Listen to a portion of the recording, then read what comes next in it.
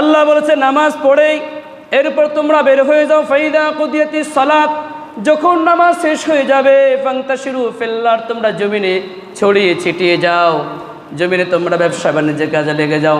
যার যে কাজ রয়েছে, যার যে পেশা রয়েছে, তোমরা তোমাদের পেশায় নিয়োজিত হয়ে যাও। চাকরি বাকরি করো, ব্যবসা বাণিজ্য করো, ক্ষেত খামারে কাজ করো, কৃষিকাজে লিপ্ত হয়ে যায়, দিন মজুরি কাজে লিপ্ত হয়ে যাও। যার যে পেশা রয়েছে সেই পেশাকে সম্মান দিয়ে আল্লাহর হুকুম পালন করার পরেই তোমরা জমিনে বের হয়ে যাও।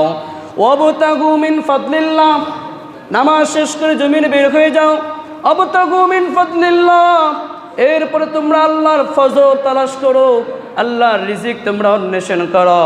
ওয়াযকুরুল্লাহা কাসীরা, আর তোমরা আল্লাহকে বেশি করে স্মরণ করো।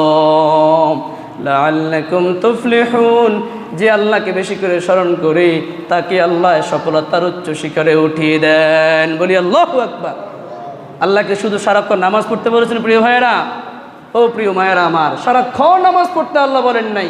নামাজের সময় নামাজ পড়ো, এরপর তোমরা জমিনে বিচরণ করো, ব্যবসা বাণিজ্যের কাজে লেগে যাও। যার যে কাজ, যার যে পেশা, সে তোমরা সেই পেশায় লিপ্ত হয়ে দাও। ফাইদা কুদিয়াতিস সালাত, নামাজ শেষ করো। ফান্তাশিরু ফিল আরদ, জমিনে ভ্রমণ করো, বিচরণ করো, রিজিক তালাশ করো।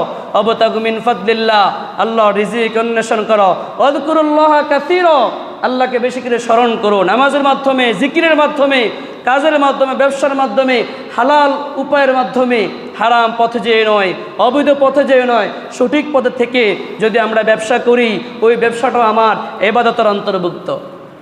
নিয়তকে ঠিক করে যদি আমি চাকরি করি, ওই চাকরিটাও আমার ইবাদতের অন্তর্ভুক্ত।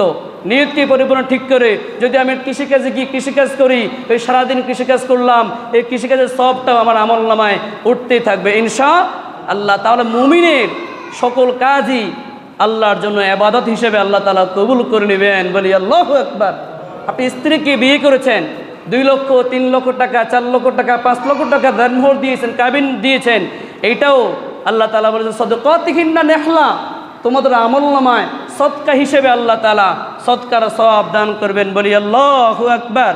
তাহলে প্রিয় ভাইয়েরা আমার, আজান দিলে মসজিদে যাব, এরপরে নামাজ পড়ব, তারপরে মাঠে বিচরণ করব, তারপরে আল্লাহকে বেশি করে স্মরণ করলে আমাদের ওই রিজিকের মাঝে আমাদেরকে সফলতার উচ্চ শিখরে উঠিয়ে দিবেন কে?